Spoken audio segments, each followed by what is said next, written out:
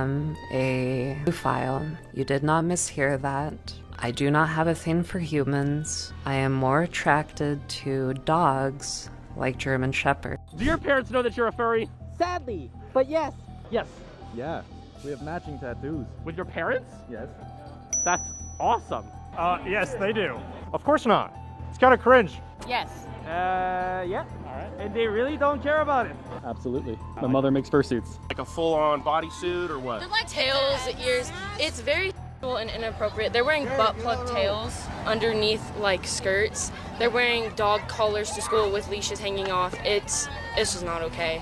Interesting. Yeah. How old are the kids in these Like classes? 11 through 13. Okay. Yeah. Well, 10 to 10 to 13. 10 to 13 or 14. Yeah, it's just really bad. Where are they getting these ideas? Their parents. The parents. Their The parents? parents, I don't the know if internet, anywhere. Well, Okay. we don't know if it's the parents. They might just be doing it themselves. It is the parents. The parents are a big part of their lives, and that's probably one of the big reasons. What's the point? What are they doing it for? Attention. In the world of today, acceptance is everything. There's a group for just about anything you can think of. There are communities for food lovers, communities for die-hard anime fans, and even communities for people who love to suit up in animal-themed costumes. Acceptance has become a big part of our lives today.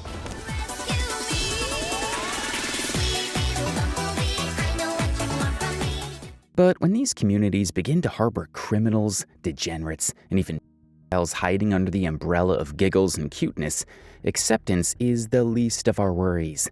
Welcome to the furry fandom, a quirky subculture that kicked off in the 1980s at sci-fi and comic-cons. What started out as a small group of folks geeking out over anthropomorphic animals has grown into a huge global scene. Today, furry gatherings like Midwest Fur Fest draw over 15,000 fans decked out in wild fursuits, sharing art and living their best animal-inspired lives on platforms like Fur Affinity and X. Oh, I love it.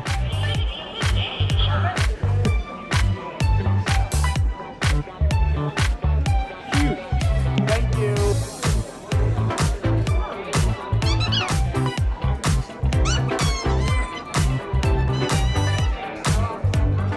Most people online find it fun to poke at furries, chuckling at their over-the-top costumes and quirky vibes, with a general live and let live attitude. Who doesn't love a bit of harmless weirdness? But let's be real, the furry world has its dark side.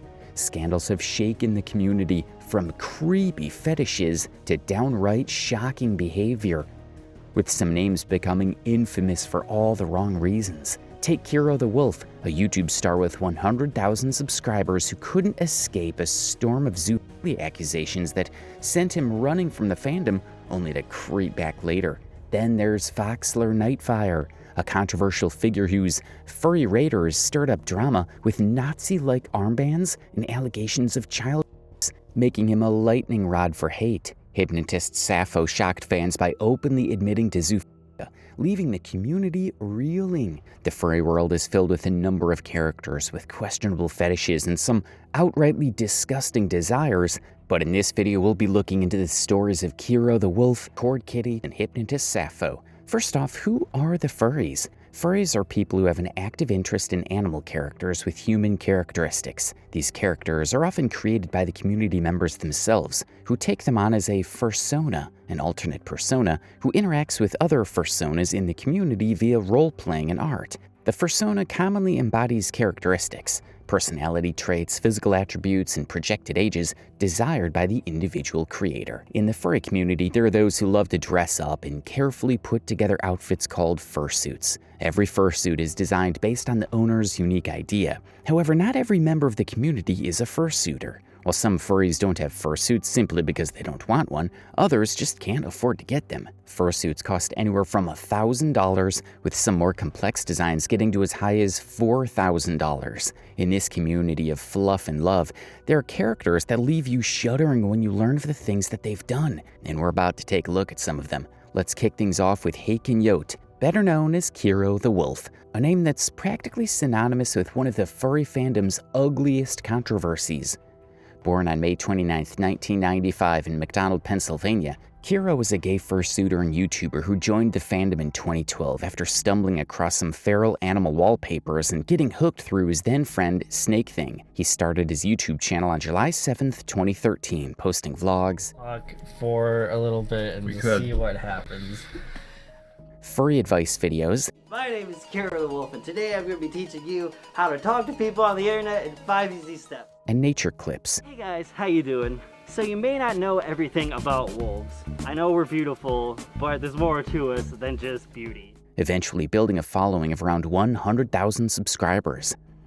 His big break came in 2017 when Shane Dawson talked about him in a video titled Weird Side of YouTube, Furries. Hey, what's up you guys? Yes, welcome back to the weird side of the internet. And today, we're gonna be talking about furries. Skyrocketing his subscriber count from 10,000 to 90,000, Kero is living the furry dream. Fursuits, conventions, and a fan base that ate up his wolf persona content. But in September 2018, the dream turned into a nightmare. Telegram chat logs dubbed the Zoo-sadist evidence were leaked online by Twitter user Zoodonym, exposing a hidden network of furries allegedly involved in and animal abuse.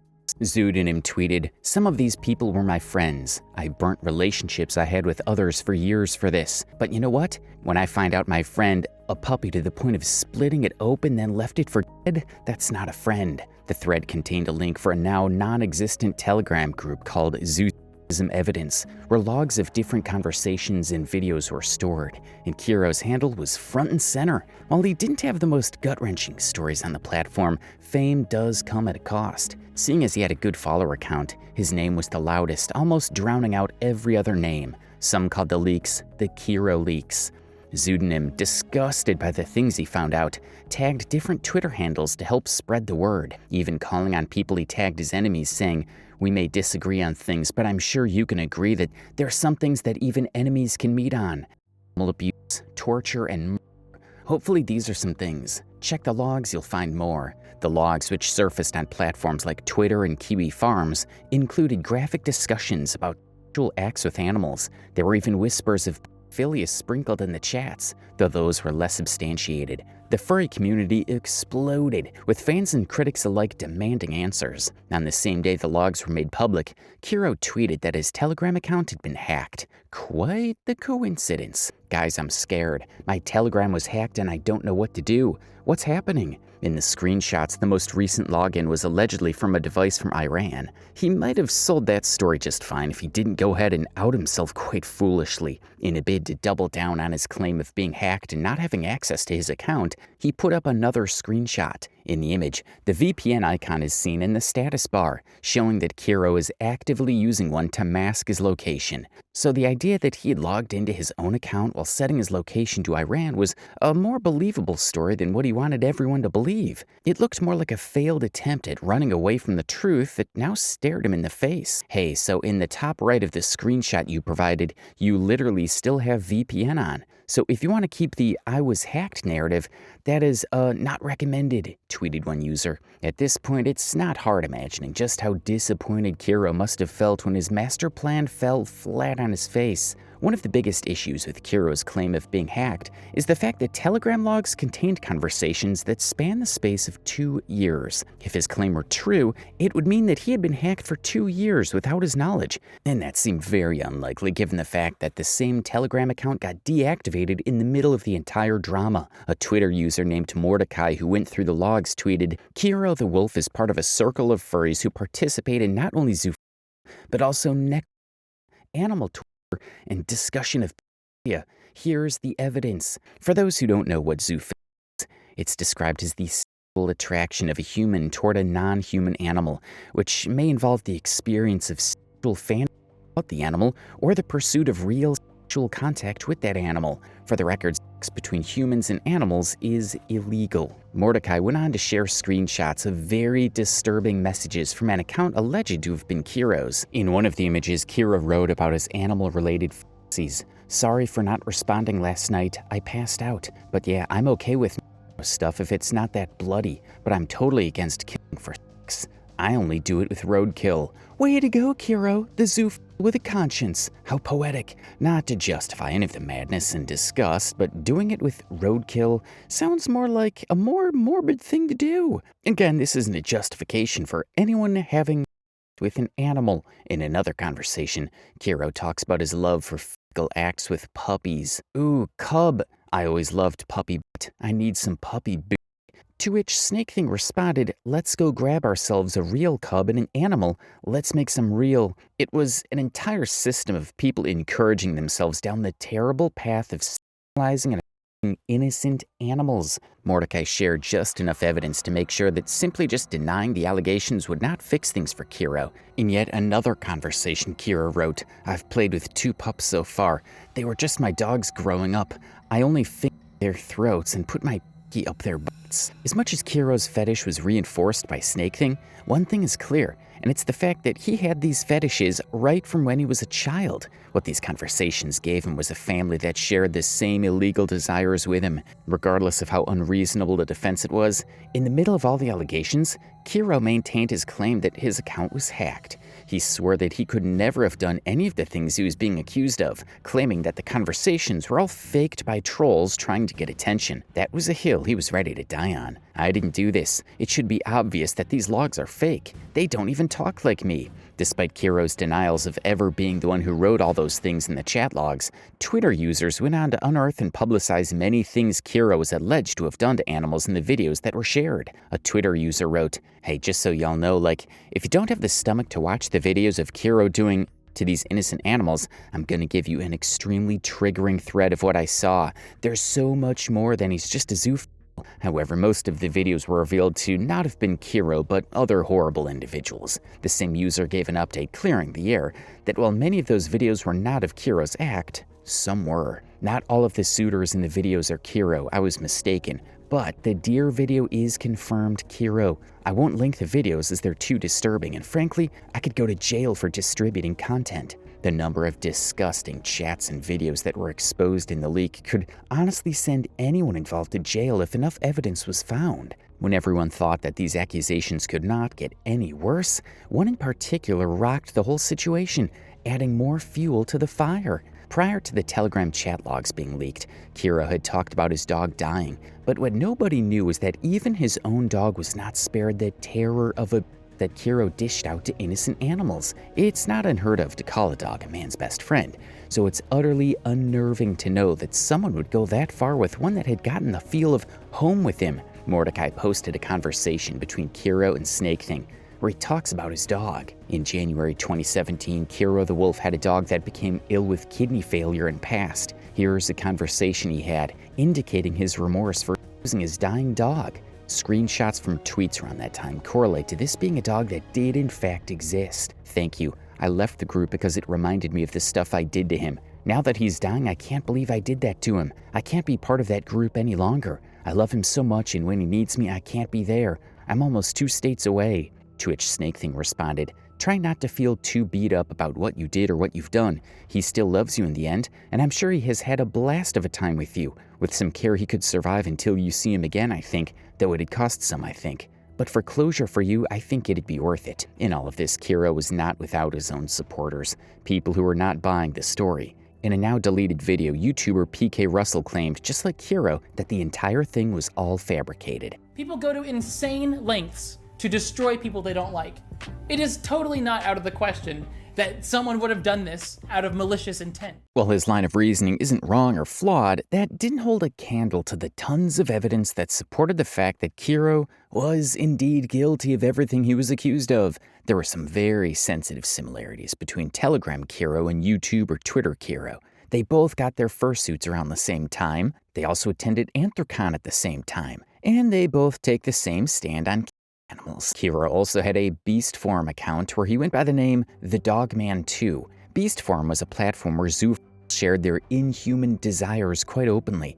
Thankfully, it's been down for a while now. Kero also shared a bunch of similarities with The Dogman 2. For starters, they're both zoophiles. Kero has owned up to his love for animals, and not in the human way that you may be familiar with. You're talking to him more, come to find out, he is actually interested in real-life animals. And he does have an interest in some aspects of Like real life animals. Also, both Kero and the Dogman 2 had the same dog breed, an Australian Shepherd and a German Shepherd mix. Kero and the Dogman 2 also shared the same geographical location, Pittsburgh. In September 2014, Dogman posted that he was moving back to Oakdale, which happened to be a suburb in Pittsburgh. In October 2014, Kero posted that he was going to school in Pittsburgh. In November 2014, Dogman described himself as a college student. Honestly, there was no way for Kero to successfully find his way around these carefully connected dots. Some accounts took it as far as doxing Kero, even tipping off the police. Authorities searched Kero's home,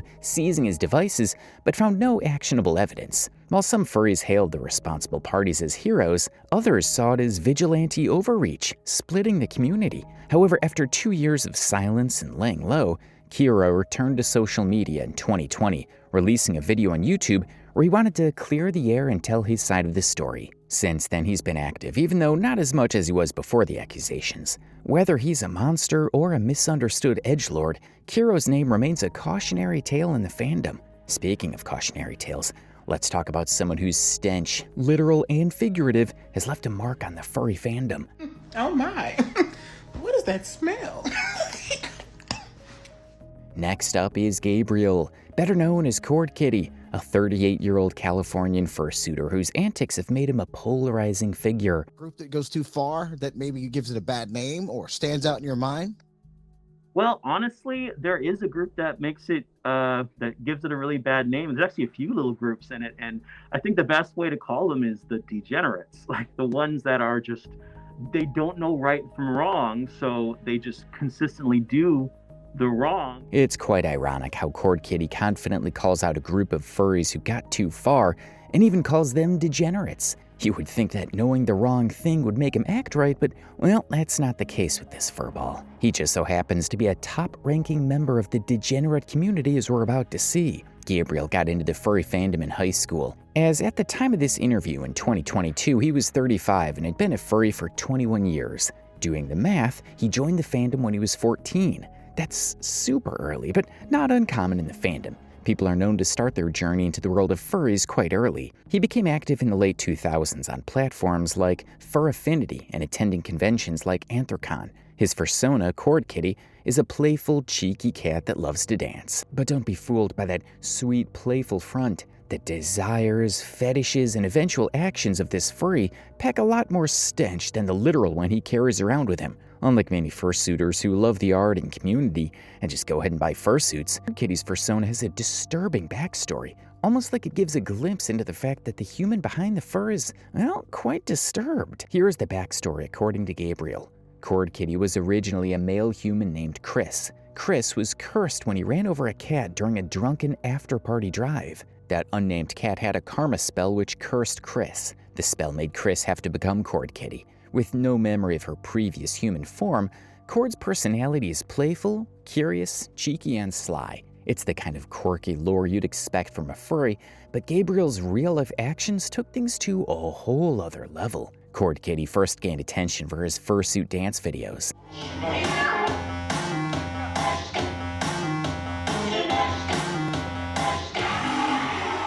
Some racking up hundreds of thousands of views on YouTube, where he boasts almost 11,000 subscribers. He participated in stage plays like this one at the Midwest Fur Fest Variety Show 2014. He also competed in dance contests at cons, rocking a fursuit that looked like a cross between a Monsters, Inc. Yeti and a cat. He even composed music, including a stinky fursuit song, performed at Midwest Fur Fest 2014, poking fun at furries with poor hygiene, a song he would eventually take off his YouTube channel after the backlash. The backlash wasn't one of anger from the community for promoting good hygiene, rather they were concerned about the hypocrisy. Gabriel's own fursuit was notorious for chasing out all the good air in the immediate environment. Oh my, what is that smell?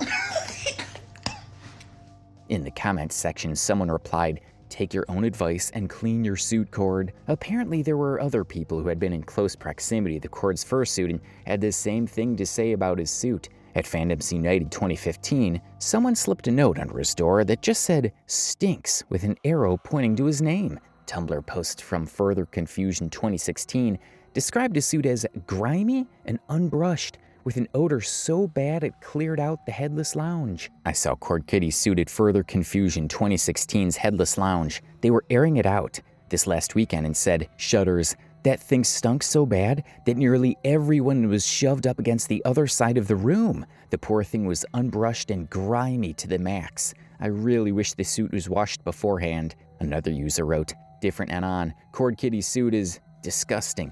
He never washes it or brushes it. He was at Rainforest and it smelled so horrid. Whoever said that the one picture that was submitted was a bad picture doesn't know the truth. I avoided him at all costs during that Conwell suit because I was debuting my suit and did not want him to hug me. Imagine smelling so bad that in a whole lounge, people stay on one end just to be far from you, and fellow furries are avoiding you so you don't transfer the ooze to them. It's like being a patient zero carrier of a deadly disease. I wonder what gave him the courage to try to call out other furries for not smelling nice. Khord took to Tumblr to defend himself. Not really a submission, simply want to speak in my defense because I feel out of place here. I always clean and brush my fursuit for cons. For the past year, only 2 people have told me or indicated that I had any smell, and only 1 person commented to me that my suit looked matted, and 0 have told me that my suit looked sturdy. I'm kinda in a state of shock. As much as it would have been nice for someone at any of those conventions to describe just how bad the smell was, he could easily have read the room.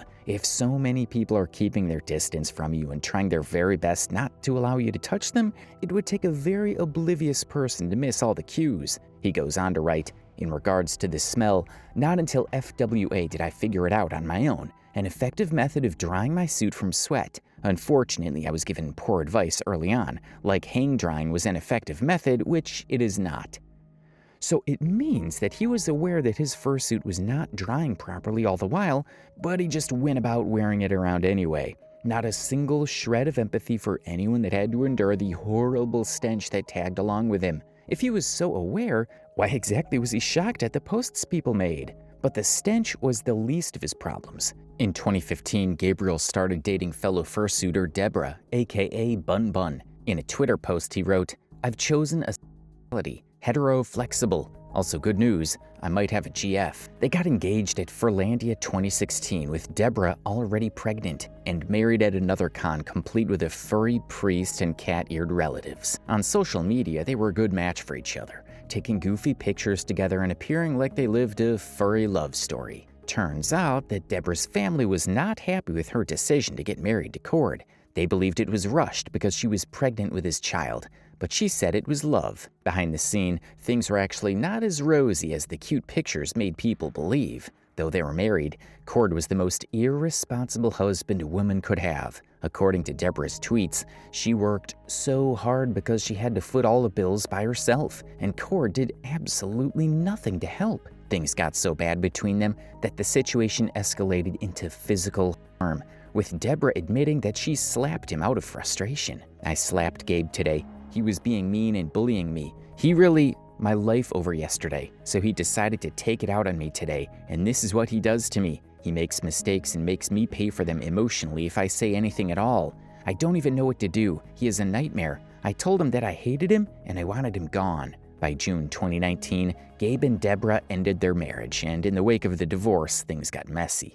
Trying to play it all cool and macho, Gabe described their separation as a consensual decision to transition what they had into an open relationship. My wife and I have decided to switch to an open marriage on account of the high risk of postpartum cardiomyopathy, a rare form of heart failure that affects 1 out of 250,000 women in the US. Given the circumstances, we both agree this is the best choice going forward. Sure thing, Gabe. We all missed the tweets calling you out as a horrible partner. There's really no need to throw around big words just to tell us you were dumped for being an insufferable partner.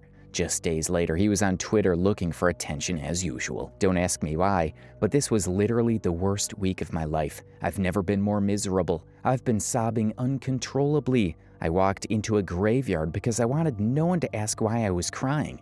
It's times like these where I'm most grateful for my furry friends. On the 5th of July 2019, the divorce was properly announced. No more lying about an open marriage on the grounds of postpartum blah blah blah. In proper attention-seeking fashion again, he went on to talk about how he was unconcerned and had moved on from the divorce just days later. I have officially stopped caring about the divorce. It is 100% out of my control, so I won't worry about it. I just got the most amazing job of my life. I've just had the happiest moment of the year. This is amazing. I'm a music teacher. For someone who stayed married for 3 years while allowing his wife to do all the heavy lifting, this post was shameful at the time it was made, and still is shameful right now. Maybe if he had tried to show a fraction of this newfound desire to be a responsible parent and partner, he would still have a family to call his. Sometime in 2018, before the separation, things took a dark turn when Gabriel tried to bring their infant son to a baby fur meetup, further showing just how horrible a person he was. For those blissfully unaware, baby furs role-play as baby animals, often overlapping with ABDL fetishes, some of whom symbolize diapers and age play. Bringing a real baby to such an event was a massive red flag, especially since Gabriel later admitted on Kiwi Farms he thought it'd be hilarious to see baby furs' reactions, only backing off when people threatened to call CPS. The hilariousness of seeing the faces of baby furs at a real baby showing up would be priceless, though I understand the average furry assumes that all baby furs are pedophiles who babies. I know enough baby furs to know that they are a lot more down to earth than people take them for. Though mind you, I'll never leave my son with any male ever. I don't trust any men with my children. Men have no maternal instinct, obviously. How does one person so clearly contradict himself in very few words? One has to be so oblivious to the things he's saying to not see how problematic this whole thing is. How do you make a joke about taking your own child to a meetup of people who are generally perceived on being on the side of child abuse? Like that's not enough of a problem, you still go ahead to defend the same group of people, saying that they're down to earth? Almost like saying I know that they have the tendency to to my child, but they are cool people all the same. It really makes no sense. He doubles down on his defense of baby furs, by the way. We intend to bring him and Perry to a lot more cons because there is nothing wrong with it. I don't understand this helicopter parent mindset where it is my responsibility to protect him from seeing any and all things that don't seem Judeo-Christian enough. Baby fur isn't a fetish group. It's people who chose a baby fursona. Yes, they have their weirdos and bears, obviously, but it's possible to be a baby fur and not be into baby rape, just like it's possible to be a furry without being into animal rape. In the custody battle between himself and Deborah, this madness was one of her reasons why he should not have custody of the kids, stating that Gabe was not a fit parent and that he is not a father at all. He insisted baby furs weren't inherently sexual, but his own fur affinity posts and Telegram chats told a different story. He was in baby fur groups, posted baby fur art of his fursona, and performed a skit called Crinkle Wag about the sound of diapers.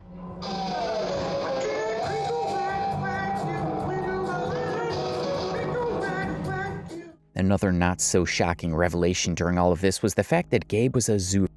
He had a sexual fetish for animals. Cats, dogs, and even horses. Deborah accused Gabriel of allowing her dog, Hago, to lick peanut butter off his genitals from his browser activities. She also claimed that he had bookmarked something very disturbing, an article titled, A Guide to Sex with Dogs. Gabriel didn't outright deny it, instead claiming he bookmarked zoo sites for abnormal psychology research. He tried to twist the narrative and fit it into the context of curiosity for things that are absurd. Do you ever like to save up links? Like links that are the most you've ever seen? Have you ever seen this before? But you know what? After I bookmarked it, you guessed it, she screen capped it and sent it to all her friends saying, "This is proof Khord is a zoo."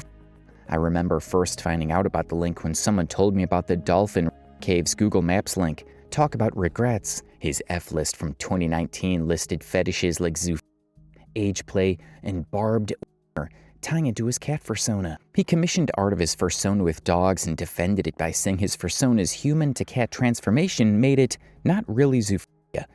If you were to interpret it as being wise, it sounds like animal.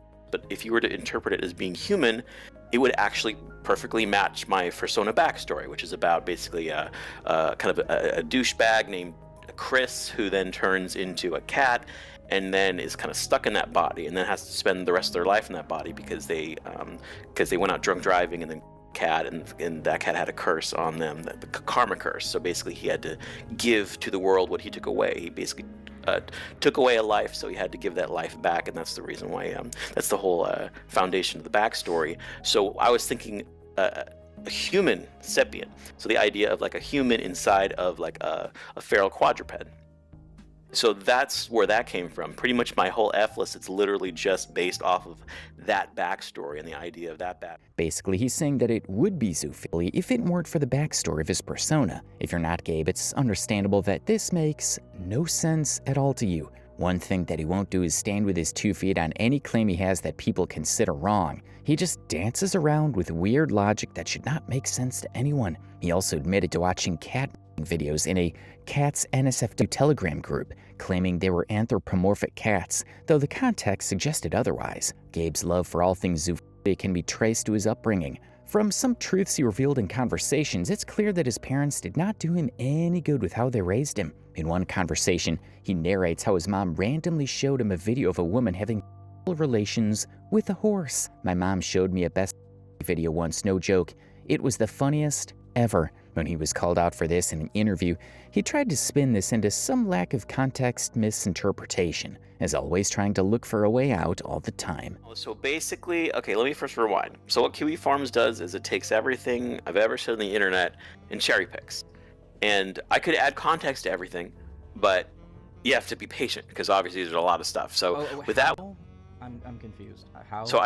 So with that one particular comment, one thing I realized was I forgot to talk about the part where the woman was sitting on a bench while this was happening and fell backwards.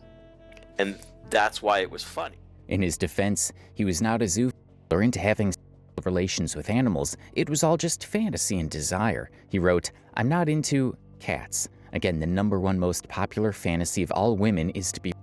This is according to Louis H. Janda, an associate professor of psychology at Old Dominion University. If fantasy is intent, then that means most women are into being. You must be intellectually consistent. If fantasy is intent, then that means 1. Most women are into being. 2. I'm into. Both statements are equally false because fantasy is not intent. Fantasy is simply an idea which turns someone on. You know for a fact that most women are not into being, so you must conclude that I'm not into cats. Gabriel's associations didn't help his case. He was friends with convicted pedophiles like Growly, who sexually assaulted a 14-year-old in 2001 and was charged with CP possession in 2019, and Caluferret Nick, a zoophile who initiated a cold relationship with Gabriel and Deborah. He also followed General Fulf, a zoophile with a Beast Forum account, and Foxler Nightfire, who we'll get to shortly. Gabriel's 2014 messages with his 17-year-old girl, where he discussed art and coerced her into sexual situations despite her clear discomfort, further painted him as a predator. He defended this as legal and claimed she was a domineering drug dealer, ignoring her history of. More tweets and posts were made by some other people who had earlier spoken with or chatted with Gabe when they were minors, and every one of them referred to those interactions as weird. Apparently, he had a streak for trying to start things up with minors. OMFG Khord Kitty, bringing back old memories of YouTube 2016. He used to talk with me on there when I was like 12 or something. He didn't say anything sus from my experience, but it's still hella weird now that I look back at it how he would constantly message me. Khord used to chat with me on Facebook, back when I joined the fandom at 16, 17 years of age, and he just came off as a creep. I'm not surprised at all of what he admitted to be. Slay all zoos. If you're a kid, stay away from Khord Kitty. Like, genuinely stay away from him. I first messaged him in 2015 when I was 16, and he should not have talked to me and hung out alone with me at Furry Migration. This is not the fault of the con, and I never reported or spoke. Gabriel's story is a masterclass in self-sabotage, but one thing he never did was intentionally call so much attention to himself, quite unlike the next furry we're about to look at. Let's move on to someone who took cringe to a whole new level with their public persona. Valerie, known as Hypnotist Sappho or simply Sappho, was a smaller figure in the furry fandom, but made waves with her brazen zoophilia admission. She used platforms like VR chat, Discord, and YouTube to carve out a space for herself, initially gaining attention for her hypnosis content in VR chat, where she'd roleplay as a hypnotist in a 3D virtual world, often donning a purple lizard avatar. On the surface, these sessions seemed like quirky, immersive roleplay, but as we'll see, they were a gateway to far more troubling behavior. Her channel was niche, with videos that didn't exactly light up the algorithm, but she had a presence in furry circles, particularly on Twitter, where she ran a lewd After Dark account posting NSFW art, including cub art depicting young furries in sexual scenarios with older ones. In late 2021, Sappho dropped a bombshell, a YouTube video where she openly declared herself a zoophile, specifically attracted to dogs like German Shepherds, and stated she had no interest in humans. I do not have a thing for humans. I am more attracted to dogs like German Shepherds. First off, note that she's not saying that her fursona is a zoophile, like Khord Kitty, who attributed all his weirdness to his fursona like it was another side of the same person. Sappho admits that as a person, a human person, she has no desire for humans, and that she's attracted to animals, dogs particularly. One thing about Sappho's story is that she's quite audacious. She likened the disgust of zoophile to the pushback that the LGBT community received in the early days. That many of you, even if you can't imagine it now, if you were growing up in the 1960s and were being fed all of the news and social propaganda about how gay people should stay in the closet, how it's unnatural and against nature, a lot of you would probably be anti-gay, anti-LGBT. And that's just how it is. In her video, she makes a distinction between zoophiles and other members of the community who is animals. And to be 100% clear, I am not like that. Most of the zoo community is also not like that and utterly despises it. People who force animals into situations they don't want, physically and through other means, are completely deplorable and seen as racists.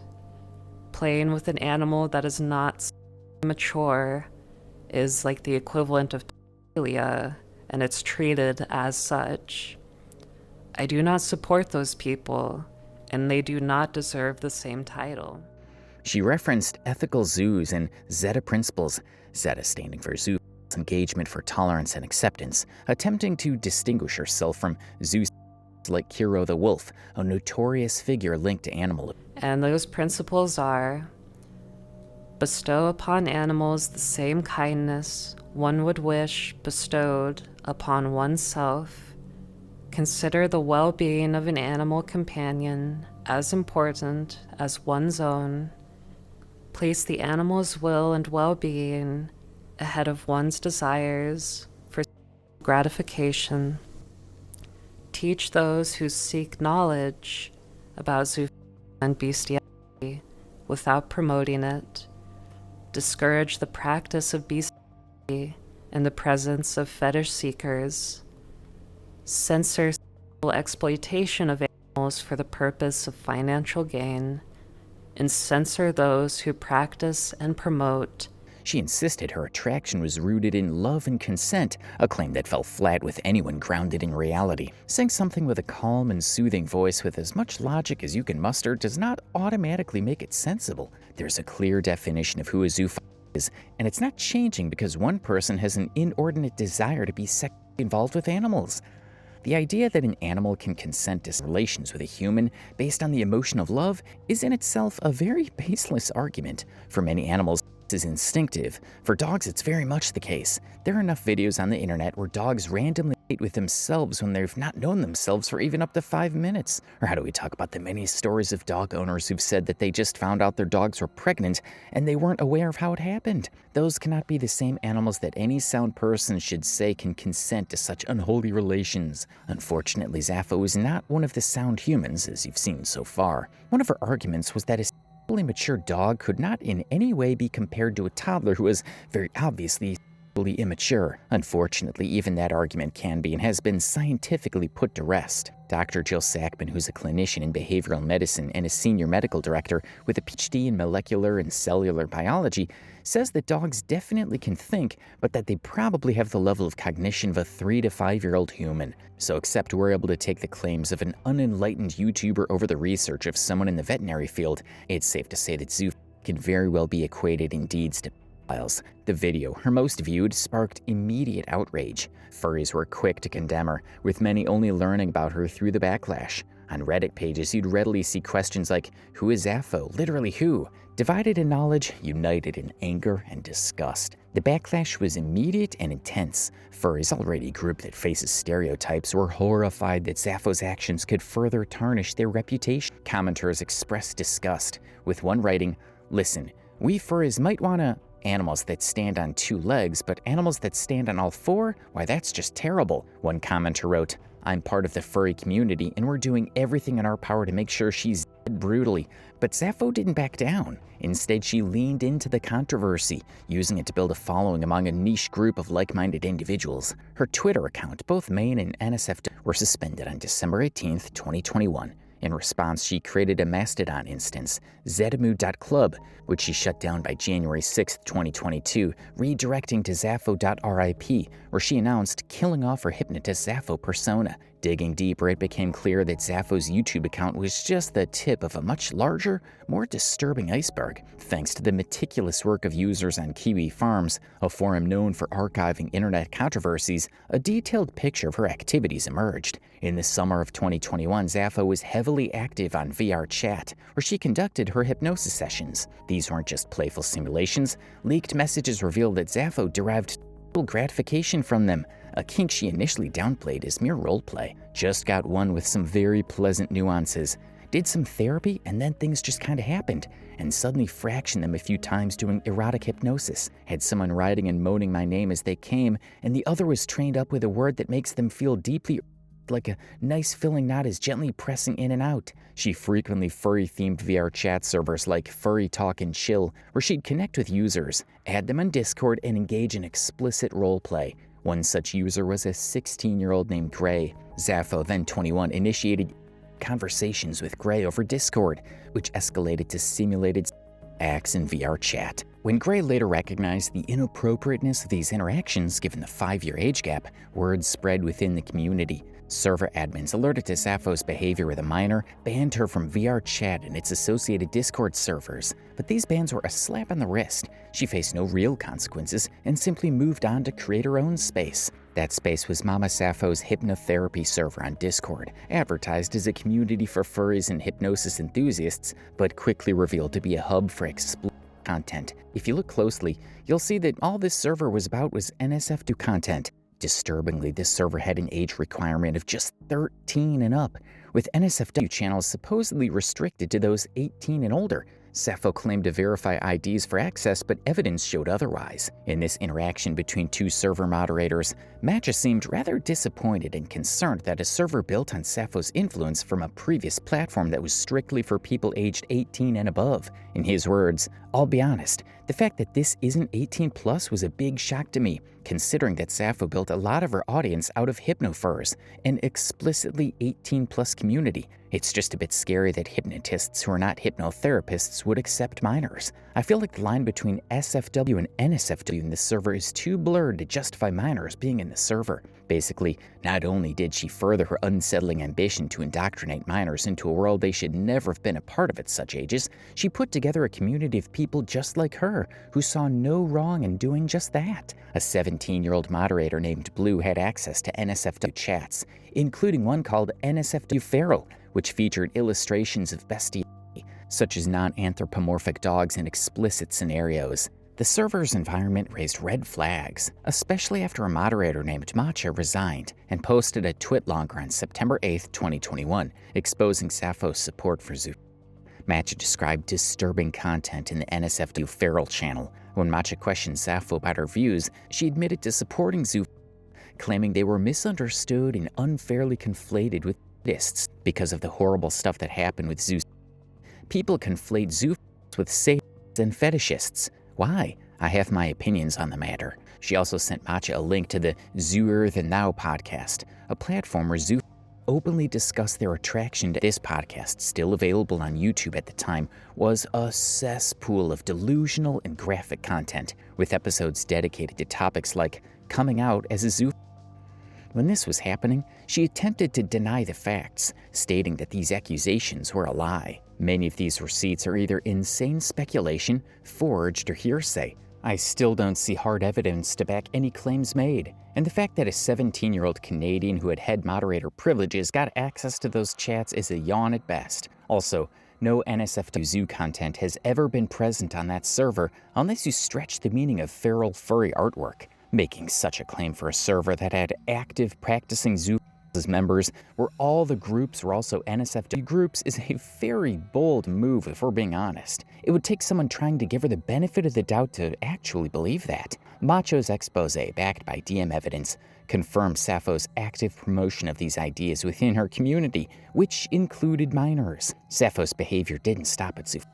By late 2021, allegations of minors surfaced, painting an even darker picture. She had a pattern of engaging with young users, some as young as 13, on Discord and TikTok. When Sappho joined Twitter, she initially marked her account as 18+ to share NSFW content about German Shepherds. Later, she discreetly removed the 18+ only label from her bio and started engaging with minors who admired her, referring to herself as Mama Sappho and presenting it as her duty to guide them into a world of use against animals. One notable case involved a 16-year-old named Kylo, with whom Sappho was openly flirtatious on X. On Twitter, they had many notable disturbing interactions that prompted other users to react to what was going on. Glad to know that the kid who got bit by a dog that he fondled while babysitting it is giving the rape face down at Sappho on her avatar. Sappho, what are you doing? The kid is 16 years old, and now there are posts about how you're a mother figure when talking about zoo pride. Hope you're prepared for the backlash to come your way. This won't end well for you. Sappho and Kylo both denied the suspicions and allegations that they were romantically involved with each other. Kylo even threatened to ban members on the server who brought up the topic. If I was dating Sappho, other people who were friends with her would know about it. She'd tell people like Becca or Jesse, but she didn't, because guess what? We aren't dating. I'm not about to get harassed on here about that. I already have to deal with that stuff on Twitter, and I'm a moderator. If you say anything or sorts, I will have you permanently banned whether you're a zoo or not. Despite all the denials from both Sappho and Kylo that nothing was going on between them, leaked DMs revealed they were in a romantic relationship. Kylo expressed fear of their parent discovering the relationship. I'm decently stressed. I'm mostly worried about getting doxxed and getting outed to my parent as a zoo, and people telling her I'm dating an adult. There are a lot of awful rumors about me, and if my mother or father were to find out about all of it, I'd get kicked out or moved back to my user's house, put in an inpatient. To deflect suspicion, Sappho claimed to be dating another community member named Becca the Husky, but Kylo publicly confirmed their relationship, releasing DMs that showed they'd exchanged explicit images. Perhaps the most manipulative incident involved Sappho's claim in December 2021 that a 13-year-old follower named Julia had taken her life due to harassment from zoo haters. She posted emotional X threads mourning Julia, using the tragedy to rally her followers and vilify her critics. Just yesterday, you apologized to me for bothering me, that you thought I was a cool person and that you liked my voice and I didn't respond. There is a reason we are doing what we are doing, to stop the harassment and bullying that leads to this. Julia, rest well now. In another post she wrote, I'm going to be attending Julia's funeral. To the people still saying it's fake or my fault somehow, I cared about them. They felt motivated, happy, and accepted for the fact that they had people to talk to about their feelings. And then Antis ended up causing her death. But the story unraveled when Julia's TikTok account posted that she was alive. Sappho's claim that she would attend Julia's funeral was absurd, especially given the lack of evidence of any death. Critics on Kiwi Farms and X speculated that Sappho fabricated this story as outrage bait to paint her detractors as monsters, a tactic consistent with her manipulative persona. Sappho's rhetoric took an even more alarming turn when she began questioning age of consent laws and expressing open-mindedness toward MAPS, a term used by some to rebrand. In a lengthy X thread, she admitted to being attracted to some minors, though she'd claimed her partners were older and described herself as a nurturing motherly figure. She also created an alternate X account to share graphic zoo art, including cub material, depictions of young animals and contexts, which was accessible to her young followers. This content, combined with her interactions with minors, led to her X account being mass reported and permanently suspended. Undeterred, Sappho moved to Mastodon, creating an invite-only community where she could speak more freely about her views on zoo and minors. Leaked interactions showed her doubling down with no regard for the growing backlash. She even founded an organization called Zeta North America, aiming to promote inclusivity and tolerance for zoophiles, citing the Stonewall riots as inspiration. The organization collapsed quickly due to infighting and failure to register as a legitimate entity, but it underscored her ambition to normalize her beliefs. Mainstream attention eventually caught up. An Input.com article highlighted the overlap between zoophilia and pedophilia, noting that nearly a third of bestiality arrests involved child sexual abuse. Sappho's teenage fan base, some of whom called her mommy and credited her as inspiration for their own zoophilia, raised serious concern. Her community included minors who engaged in harm, allegedly in her name, and she faced accusations of grooming. She claimed to be entering a psych ward, a statement met with skepticism given her history of lying. Some users discovered her Facebook page, partially doxing her, and there were unverified claims that her actions as a military member were reported to her Air Force superiors, potentially leading to a court-martial. The drama peaked when Sappho posted on August 6, 2022, via her channel's community tab, claiming she planned to attempt suicide. Some fans urged her to seek help, while others suspected it was a ploy to escape her tarnished persona. There's no evidence she followed through, and her online presence fizzled out. The furry community's response was mixed. Some argued it showed they could call out bad actors, while others, like those on Reddit, pointed out that niche figures like Sappho often fly under the radar until their actions go viral. Her case highlighted the fandom's struggle to police itself, especially when zoophiles like Sappho overlap with other controversial figures, like Coyote Lovely, who reportedly defended her despite his own allegations of predatory behavior. Sappho's story is an example of how the furry fandom's openness can attract deeply troubling individuals, but all the people we've covered so far are not all there are. In fact, these cases are just the tip of a much darker iceberg. In the next video, we'll be diving into the controversial legacies of Foxer Nightfire, JSONeffects, and a few others whose names alone send waves through the community. If there's anybody you want us to cover in the next video, let us know in the comments.